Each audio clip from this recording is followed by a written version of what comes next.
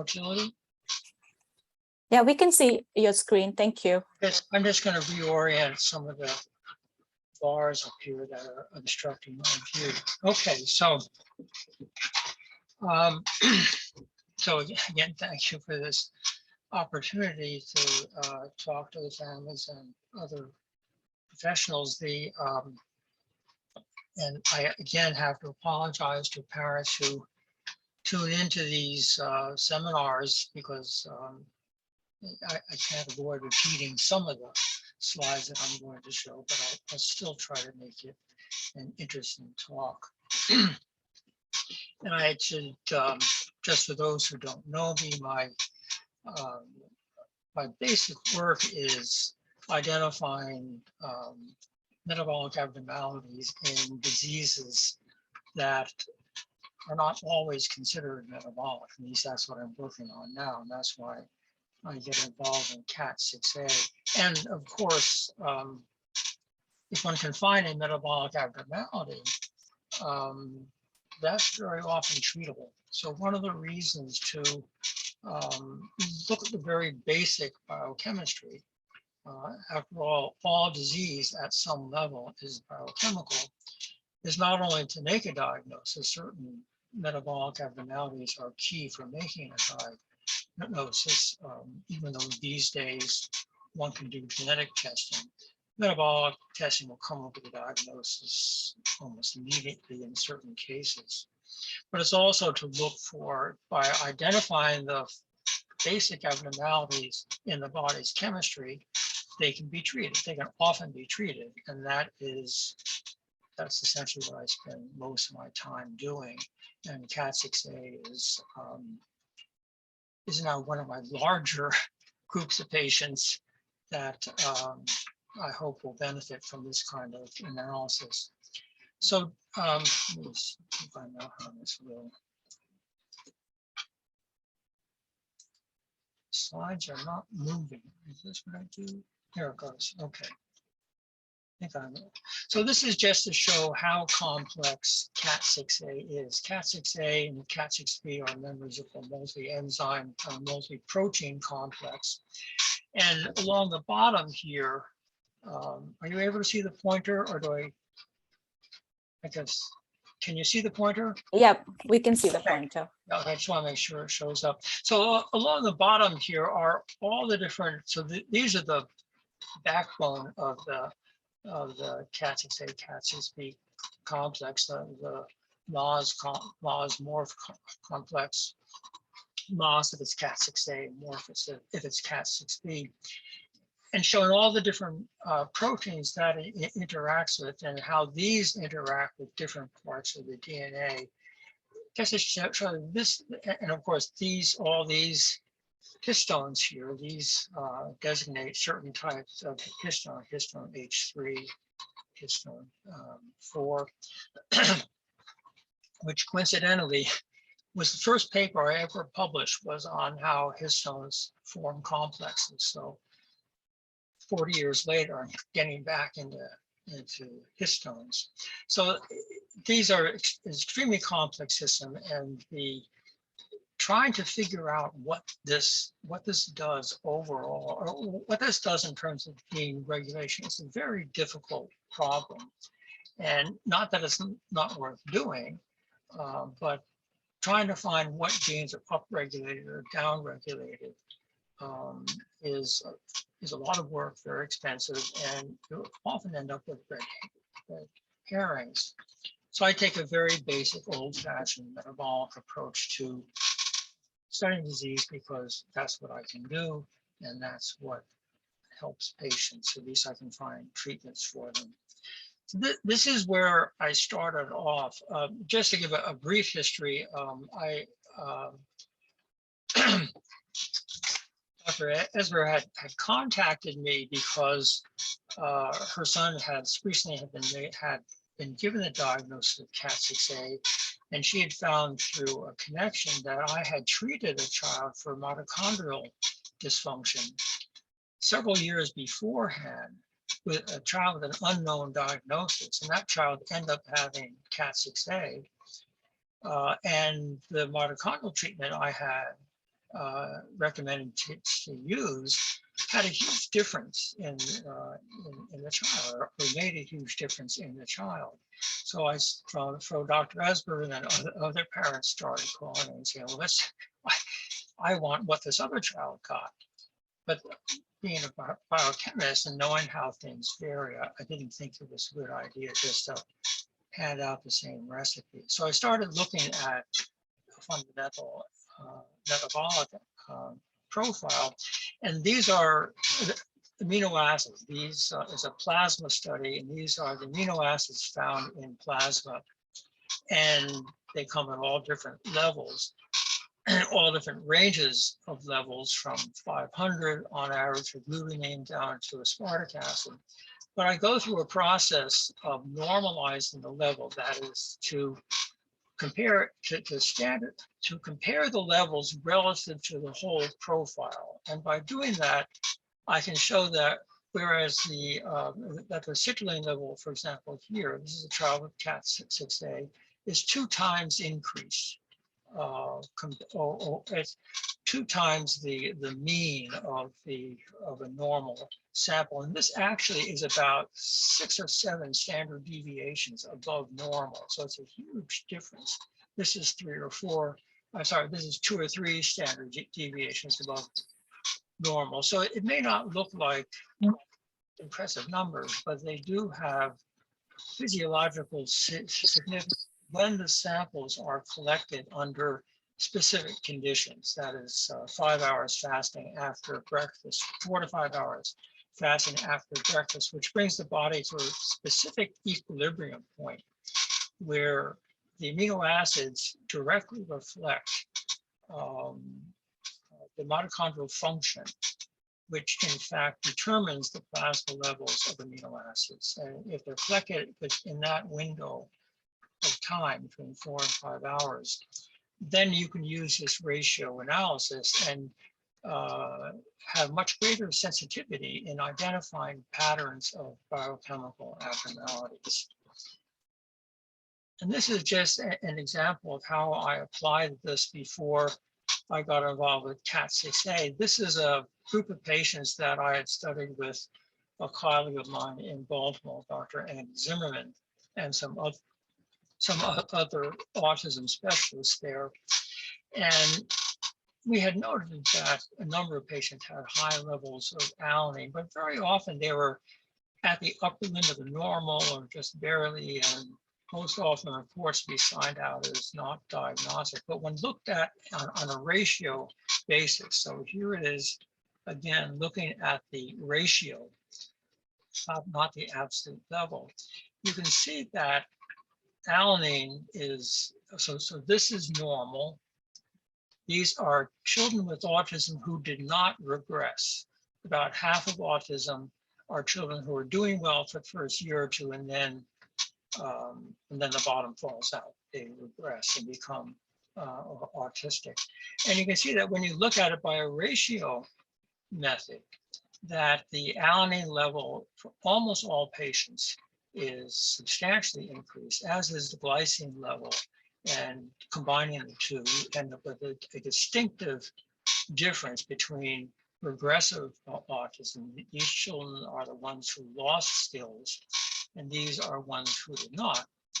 But even those who did not, they will have other amino acid abnormalities, like this here is proline, and that also is increased in various types of mitochondrial problems. So this pattern in general is a high alanine and glycine level is generally recognized as indicative of mitochondrial complex 1 deficiency, either primary or secondary, so functional deficit in mitochondria. And this is what, so again, we found a few abnormalities in citrulline. Asparagine is variably increased, but when you look at the whole group, it's not as clean cut as the autism, but you can see that there is a distinct increase in citrulline, another increase in proline, or a subset of patients who have relatively increased proline and relatively increased asparagine. And some have increased alanine, distinctly increased, as do children with autism. I'm not at all making a link between the metabolism here and the features of autism that are seen in KAT6A. They are probably unrelated, but it's just a way of saying we can identify that there's something wrong with mitochondria in KAT6A, or at least we need to look at that further. So that this is the first, I think, 28 patients that I had looked at, I had done testing for, and this convinced me. I was skeptical at first, but this convinced me there was something worth looking into. So just to show, this is the citric acid cycle. This is the real business of how mitochondria work and how mitochondria make energy. And here you can see fat, glucose, and amino acids from protein are feeding into this cycle.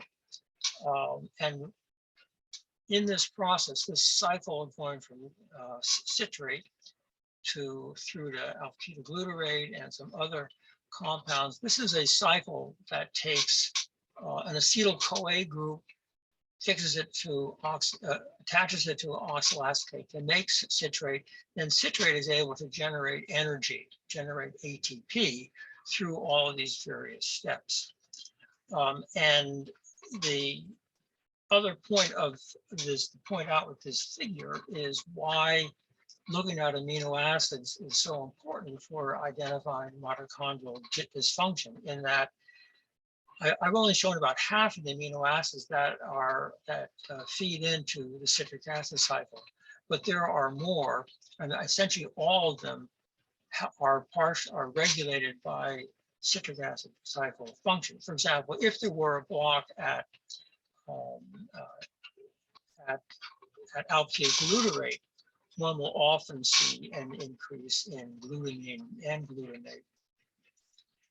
So it's just to say that looking at amino acid ratios is valuable for at least screening for mitochondrial dysfunction. So again, the amino acid profile that I found is convinced me that something is going on somewhere in here that's disturbing, that's affecting mitochondrial function. And again, I'm looking for an explanation why that first child improved so much with standard mitochondrial treatment, and so did Dr. Vesper's son, and many others have improved with a relatively simple treatment.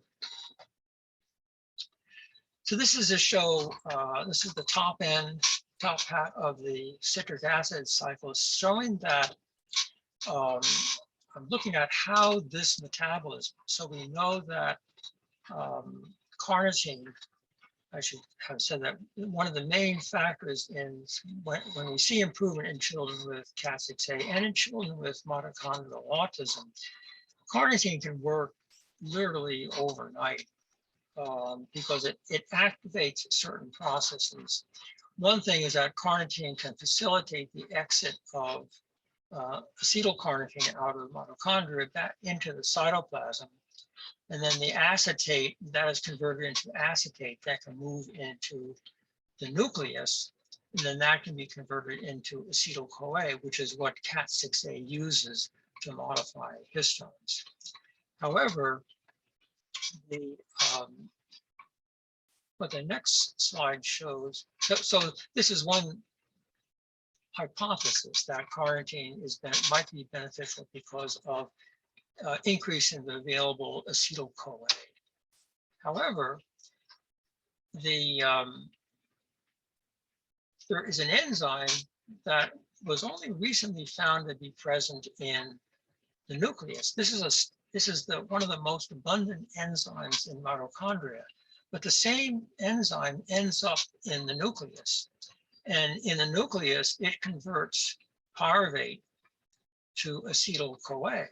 So, and carnitine stimulates, it activates pyruvate dehydrogenase. There's a specific metabolic switch that can be turned on by increasing the level of carnitine. And also by increasing the amount of coenzyme A, which is made from pantothenic acid. So that's why the basic recommendation for treatment is to use carnitine and pantothenic acid or a B vitamin supplement. So there are two things here, two hypotheses as to what may be working. And again, this works, we know in classical complex 1 deficiency, carnitine can work overnight or within hours. So it is arguing that it's by activating pyruvate dehydrogenase or complex 1. But in this case, I think it may be acting. It's hard to know what the primary action, most important action of carnitine is, but I suspect it's increasing the level of pyruvate dehydrogenase. So this is to, another way of increasing acetyl-CoA is to give a compound called tricitrates. It's a mixture of citric acids, potassium citrate, and sodium citrate. It's used mostly in kidney disease, but it's also used to treat mitochondrial problems, to treat the acidosis, the buildup of acid that occurs in mitochondrial problems. But so one can give tricitrates, and the citrate will be taken up, and it will can be converted into acetyl-CoA, and then again into acetate. So this is another way of possibly boosting the amount of acetate and therefore acetyl-CoA available for KAT6A to acetylate histones. And this is just to emphasize another fate of citrate, and that citrate is the primary. So citrate occurs. Citric acid and citrate are the same. Citric acid occurs in the mitochondrion, and it occurs in the cytoplasm. And in the cytoplasm, citrate is converted into acetyl-CoA, which is then converted into fat, or it can be made into acetylcholine, which is the primary, it's a neurotransmitter that is known for its effect. It's the proximate neurotransmitter for gut motility that stimulates the transverse and the circumferential longitudinal muscle bands in the gut. And I had, let's see what the next slide is. So just to show that the abnormalities that we had seen in plasma of the amino acids were an increase in asparagine.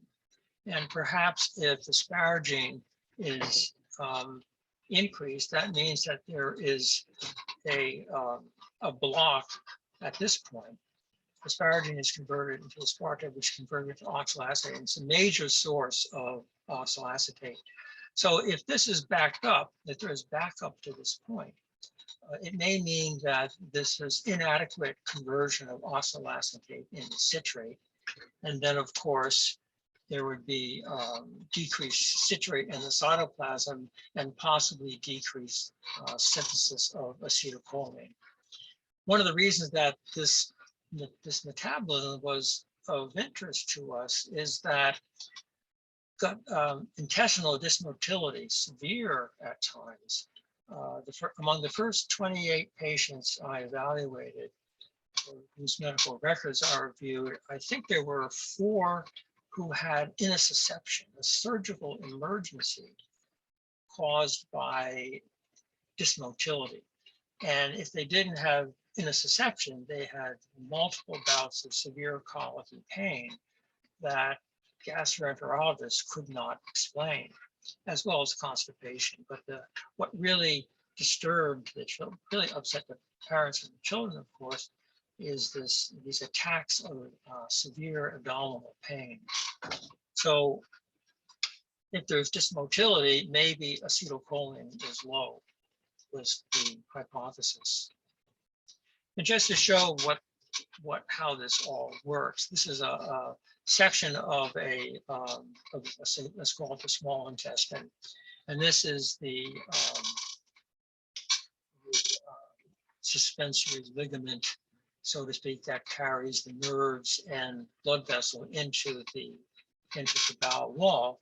And there are two sets of nerves, the Myenteric plexus here, which stimulates the two different layers of muscle that occur in the gut. And then there's a Meissner's plexus, which is more for sensory function. And again, here there's circular muscle and there's longitudinal muscle, and they're both innervated by the Myenteric plexus.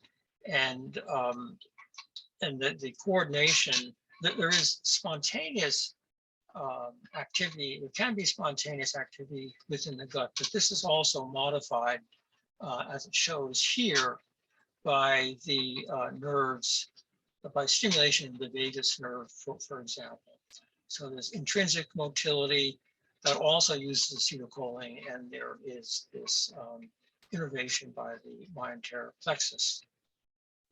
This is just to show what how the nerves of the gut work. The preganglionic, or the fibers, are high hydroxytryptamine or serotonin active. So you have a serotonin receptor here, and that activates this plexus, the Myenteric plexus nerve.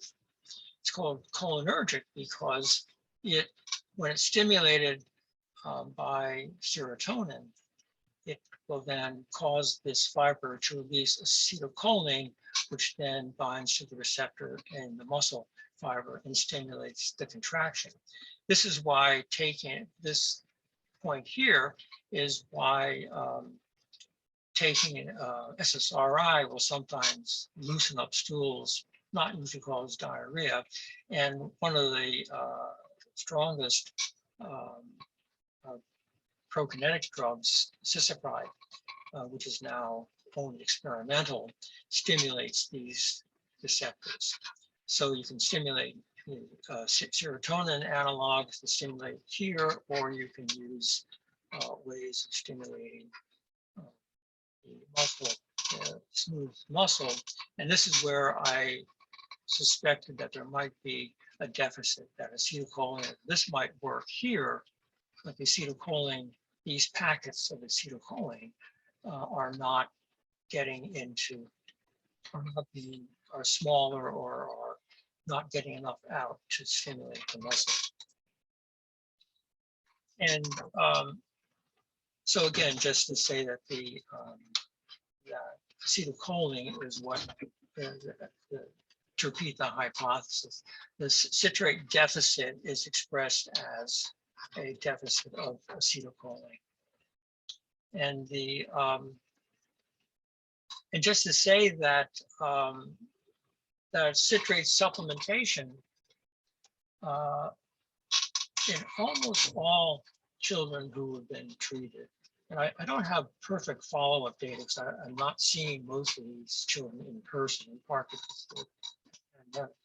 But for most children, these episodes of severe intestinal dysmotility simply stop. And when I measured citrate in the children, I probably measured citrate in 20 or 30 children, or perhaps more. I was trying to summarize that data, but I just didn't have enough time to make a slide for it. But it is low. It's below the lower limit of normal in almost all patients. There's one KAT6 child with a missense mutation in a mild form who has a borderline low. It's just at the lower limit of normal. And curiously, the patients who have convincing evidence or strong evidence for having a gain of function of the citric acid, of KAT6A, they have high levels of citrate, and they don't have intestinal dysmotility. And unfortunately, I've not had enough data from KAT6B to assess this factor, but I have the impression that dysmotility is not as common in KAT6B. But they do, the studies I have done was clear that they also have mitochondrial dysfunction. And there are a couple of children for whom I've recommended treatment. So the normal way that we treat this is with a supplement called tricitrates. And tricitrates has a high concentration. It's actually about 2,000 milliequivalents per liter, about 10 times what ruby red grapefruit juice is. I've never had that, but anyway, that happens to have a very high concentration of citrate, in part because citrate is added to many juices to give it some tartness. And whereas the amount of the dose of tricitrates for a child might be 25 ml, you can see if they drank 6 ounces of a juice, they'd be getting a similar amount of citrate. And this just is a paper that was is from renal treating renal stones. Citrate is used to treat renal stones, and that this is where these data came from. Real lemon juice has the highest concentration. And as some of you have heard the story, there is a young man in Alberta, Canada, who I saw in Calgary when I was up there at one point, and he had classical progressive autism, and I'd already established that he had a mitochondrial problem, and he responded nicely to treatment. But when I visited him, I heard the story that his parents had to keep the refrigerator locked because if he found a bottle of real lemon juice, he would drink the whole thing down. So he knew what he needed. This is before we started him on tricitrates. But it's just, and that's actually pretty common in metabolic diseases, that children can sense what they need. There's one disease where arginine is overutilized, so they have arginine deficiency.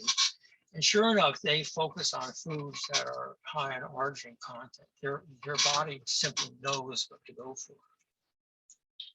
So this is just, I don't know if this talk will be put up, but this is how it is done. The tricitrates have to be prescribed by a physician because it is so concentrated.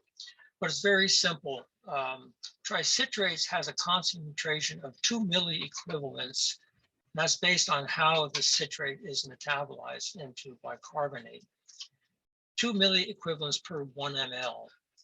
And so we start at 1 ml per kilogram per day, or 2 milliequivalents per kilogram per day. And that should be diluted with extra water. And then gradually increase that in steps every 5 days until motility becomes normal. And it almost always occurs between 2 and 3 milliequivalents per kilo per day, except in children who've had very long-standing dysmotility, or in mitochondrial diseases with very long-standing pseudo-obstruction, it's called. Children who have pseudo-obstruction will respond very nicely to citrates. In fact, the first child I treated many years ago, 30 years ago, when I first thought of using citrate to increase motility, was a child who was having one bowel movement every 3 days with much pharmacological assistance. I put her on citrate at a moderate dose, like 2.5 milliequivalents per kilo per day. Then I had to leave for a meeting in California. And by the time I landed, I was being paged by the nurse saying, she's had 5 stools today. What should we do? And that was it. She was cured.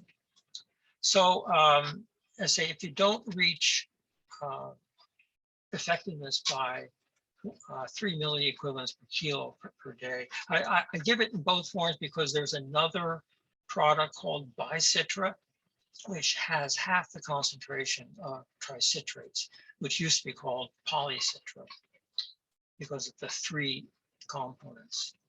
At that point, then, if there's no effect, then we go back in and look at the electrolyte levels. Want to make sure that there's no increase in bicarbonate, and also measure the citric acid level to see whether the lack of response is because there's something else going on, or because citrate level has not increased to where one would expect it to be. So that's how we approach things. One of the signs, one of the clues I had that this is being turned in, that using citrate in this way was being utilized by tissues in not the standard way. Usually citrate is given to increase the level of bicarbonate to treat an acidosis.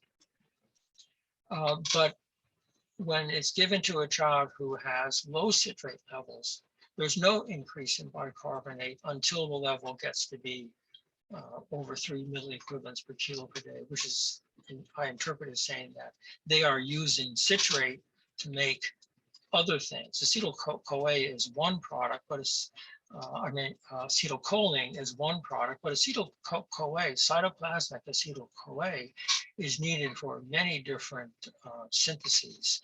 And also the acetyl-CoA, the acetylation of histones that is performed by KAT6A.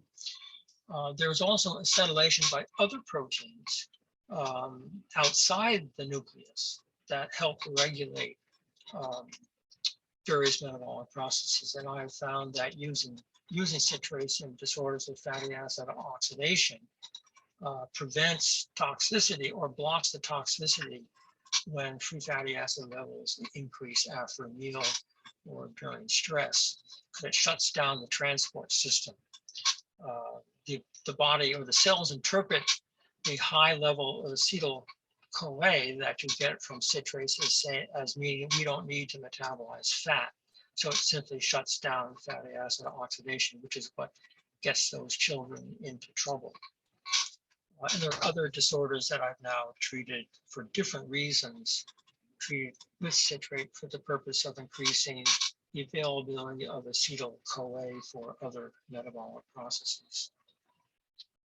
This is just to say, since it's the GI theme here, to show that there is subjective evidence that propionate, it is known that propionate is also utilized by histone acetylating enzymes, and it may preferentially, the sites that are propionated, to which a propionate group, which is 3 carbons, acetate is 1 carbon and propionate is 3, to short chain fatty acid, that those propionate substituted groups may have particular importance in regulating groups of genes, or they have a more regulatory role, or a broader regulatory role.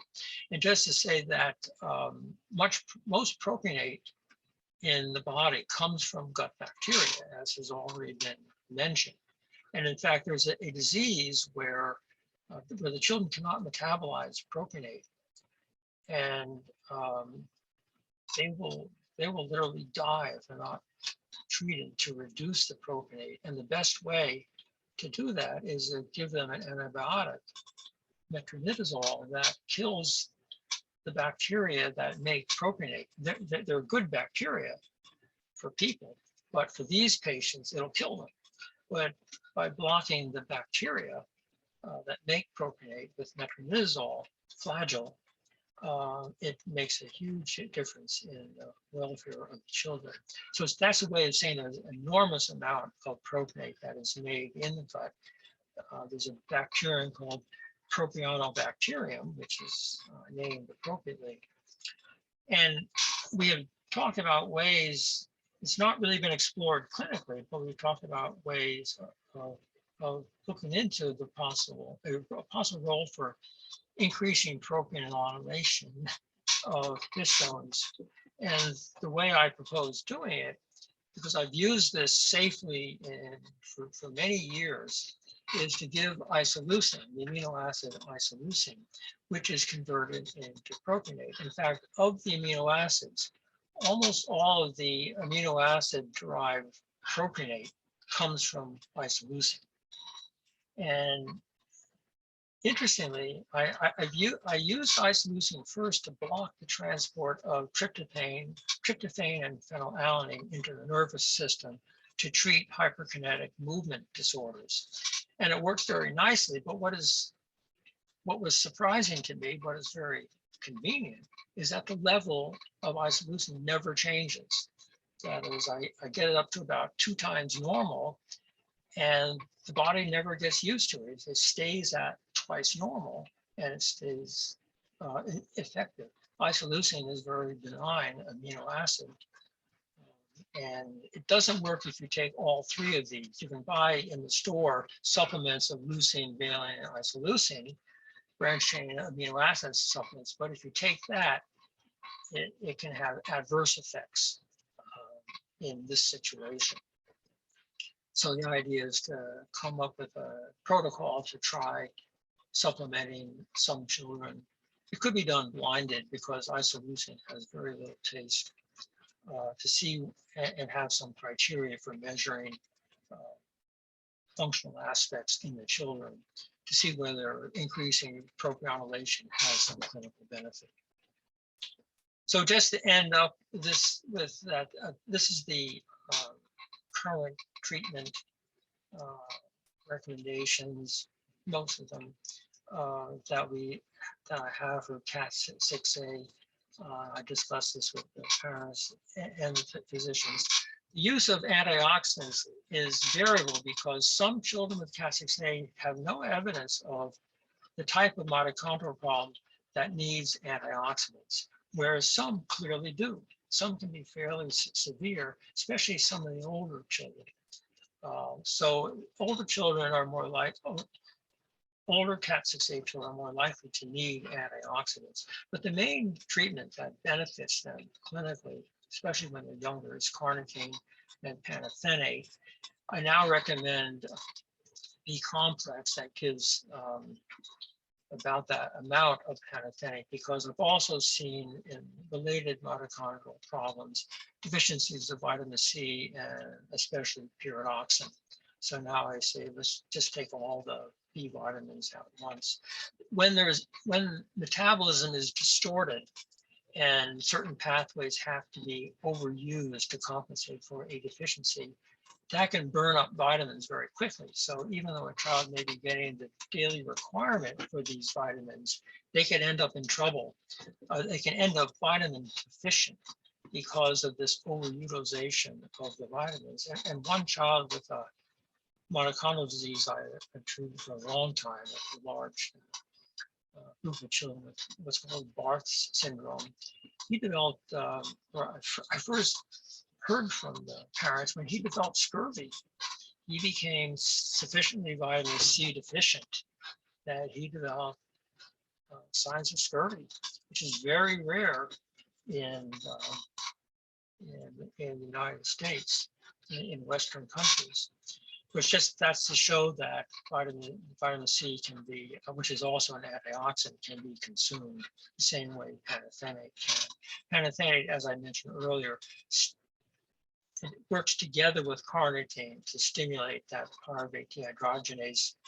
Here, I actually took this slide from another talk, but it's complex 1 activation is part of the effect in KAT6A, but as I showed earlier, the complex 1 is active, which is a mitochondrial complex, is activated by exactly the same metabolic switch that activates pyruvate dehydrogenase. So they work together. And pyruvate dehydrogenase is in effect part of complex 1.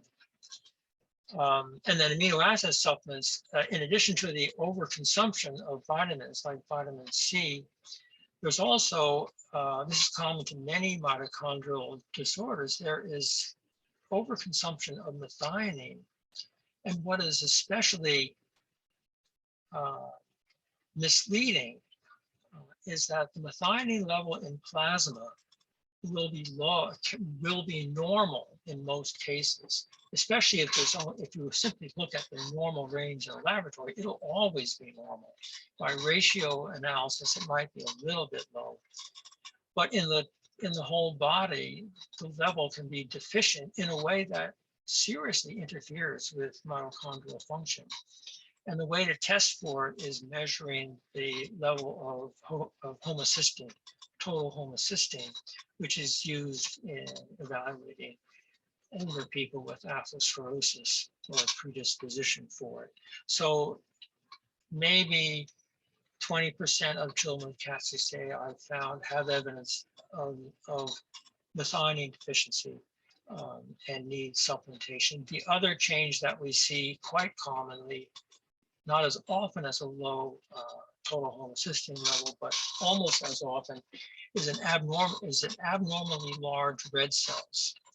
So when there is so-called macrocytosis, and that's characteristic of B12 and folic acid deficiency. And many of the children who are, or many patients with mitochondrial diseases who have high MCVs, the measurement of the red cell size, they were tested for B12 and folate, and their levels were actually high. And the reason, and the link is that methionine has to be recycled in the body metabolism from homocysteine to methionine.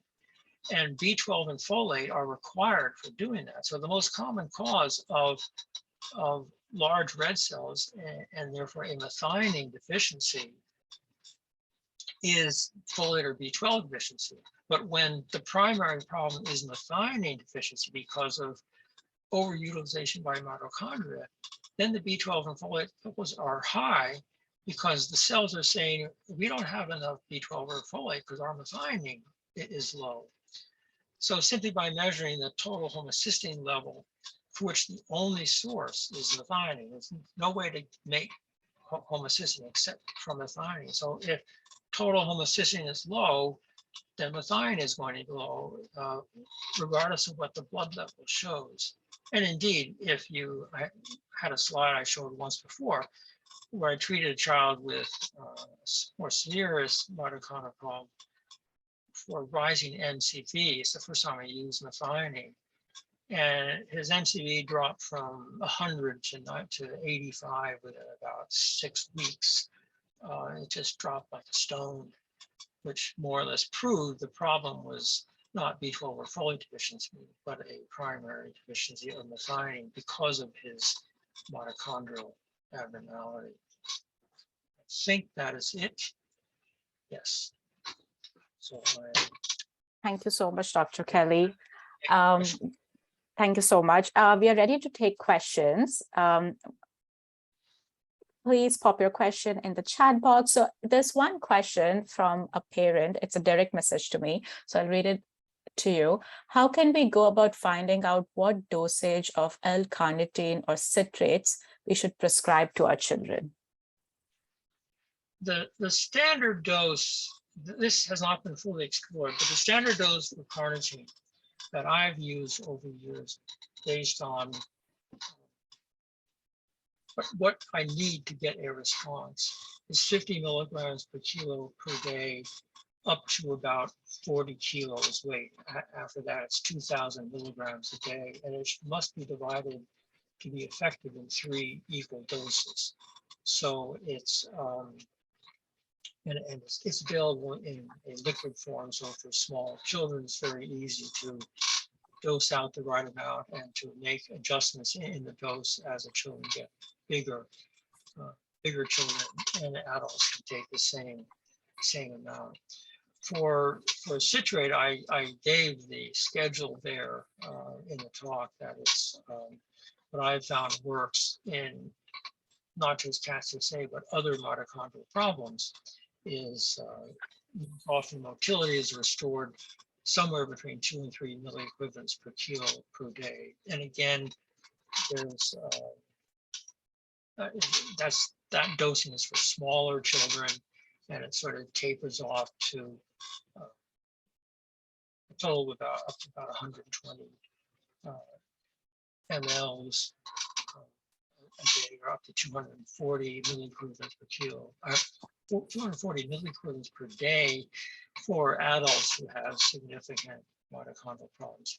But for most what we're doing here for KAT6A, most of the children are still young. Between 2 and 3 milliliters per kilo per day is the right range. So that would have to be prescribed by a physician, and it is.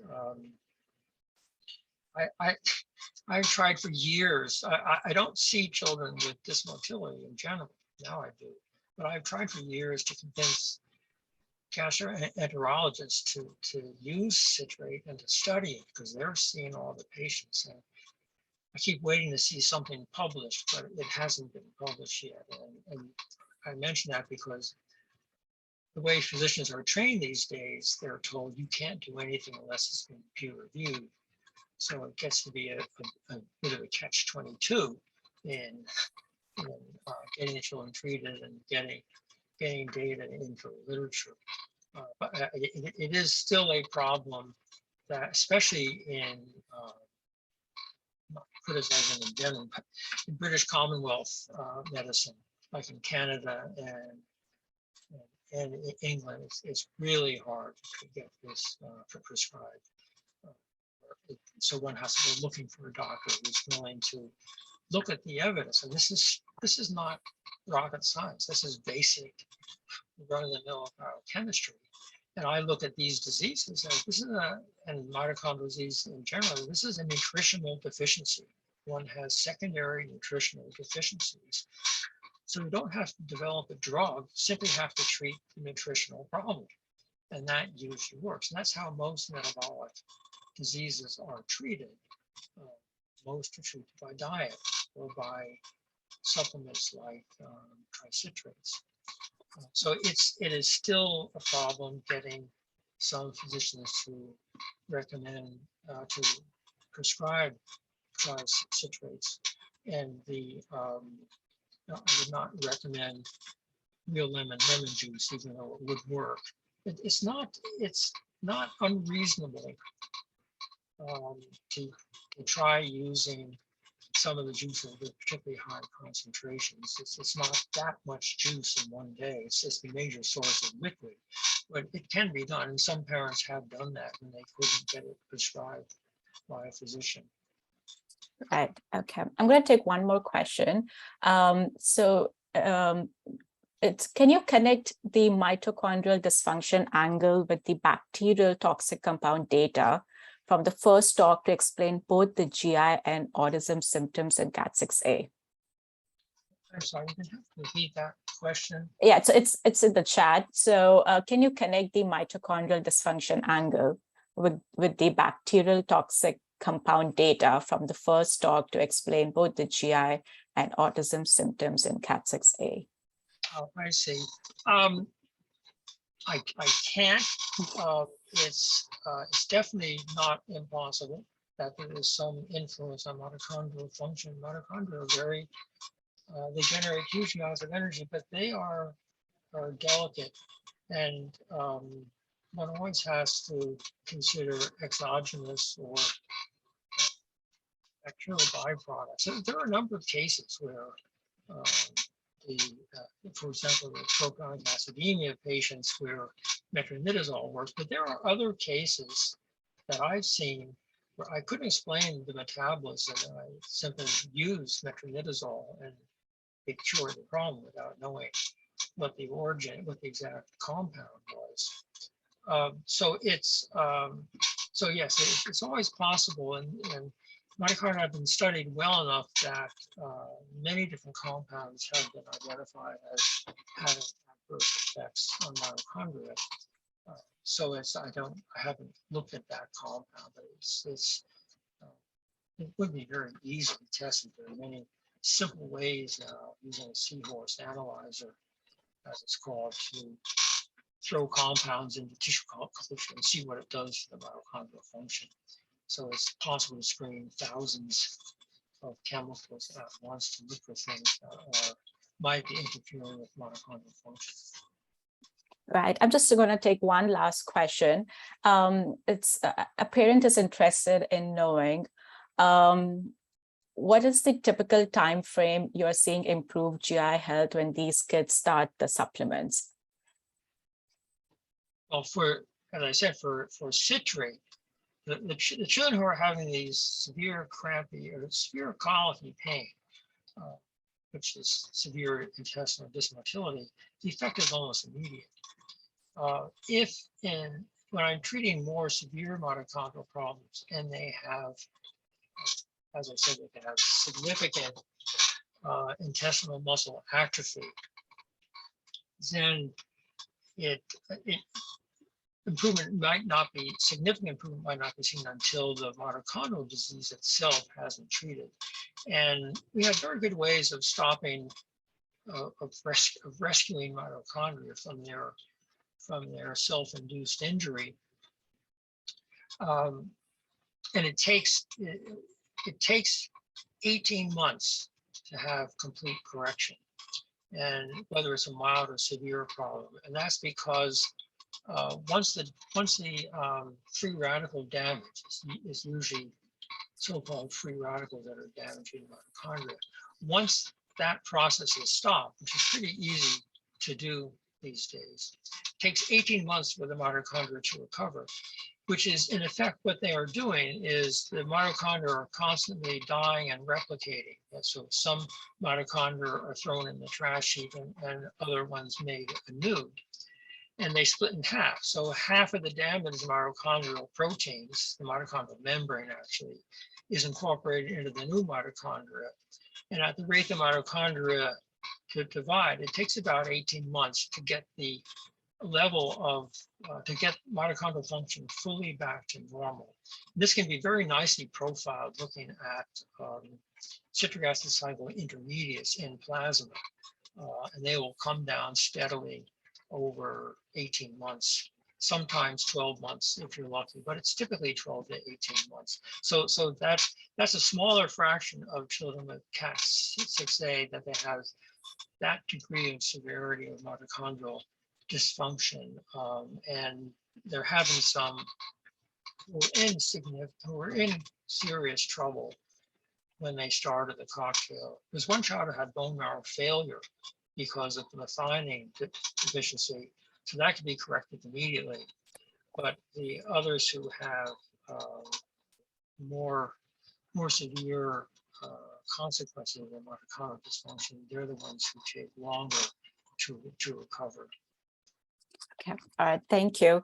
So due to the time constraint, we won't be able to take more questions. So I apologize to the families who have posted their question on the chat, but I'll send these questions to Dr. Kelley, and hopefully we'll be able to get you some answers. Thank you so much, Dr. Kelley, for your time. We really appreciate it. Thanks a lot. And next, I would like to invite Natasha to share any concluding thoughts. Hi, good evening, everyone. I would like to thank you all, the speaker, amazing presentations from everyone. We learned a lot in the field of autism and GI today. Thank you. Thank you for all the parents who stayed up that late to listen to our webinar. And I know we have many questions of families. If this webinar will be recorded, will be posted online, we'll just make sure and ask our speakers and get permission to post these videos on our YouTube channel. So we'll let you know on the support groups whenever we post these videos. And also, I would like to introduce our new conference. It's advocacy strategies. We have a new team, a new committee on our foundation for advocacy. I would like you to meet the team members of this team, ask some questions. That will give also a presentation. It involves the school advocacy, after school, Medicaid, everything you can do to help your child and your family. It will be on October 11, 8 p.m. Eastern time. It's already posted on social media as well on the website. I know it's not related to science, but having more support help every family and every child. Again, thank you, everyone. And have a good night and good day for the Australian. Thank you so much, Natasha. Thanks to all the speakers for your time, and I'm hopeful for a potential collaboration. Thanks a lot.